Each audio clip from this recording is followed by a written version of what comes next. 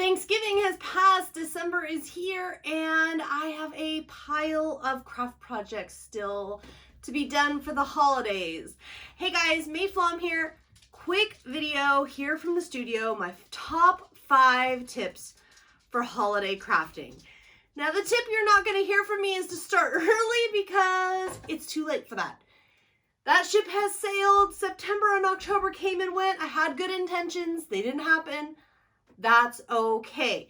So here are my top 5 tips for successful holiday crafting. Number 1, get organized. This does not have to be fancy. It does not have to involve purchasing anything, but get yourself organized. So in other words, you don't want to be digging through a whole bunch of fabrics and things that may or may not be associated to your projects.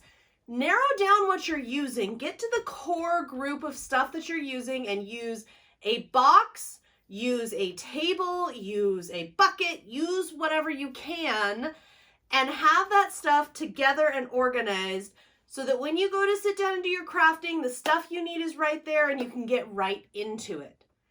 Tip number 2 is to be realistic. So at this point in time, I'm probably not going to make 200 handmade cards, hand stitch everyone their own ornament that's on my list, make 30 different felt projects for a party. I'm probably not going to get to the new wreath projects that I hope to do in addition to what I've already done. I'm probably not going to get to everything. So be realistic about what your time commitment is and what you can probably get done. Tip number 3, use your time. This one is key.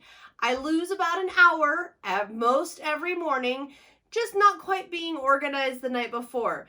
If I had picked out my outfit or set myself up with a mental plan, when you get up, you're going to do this, that, and the other thing, I'd be much better off. Instead, a lot of times I'm surfing social media or just kind of hanging out in the mornings, and I lose up to an hour. Now, I bring this up not to be mean to myself, but because there is time in almost every day. There is time that I spend sitting and waiting for the kids at school, at appointments. There is evening time where I'm sitting and watching TV where I could be beading or adding elements or handwriting cards for the holidays.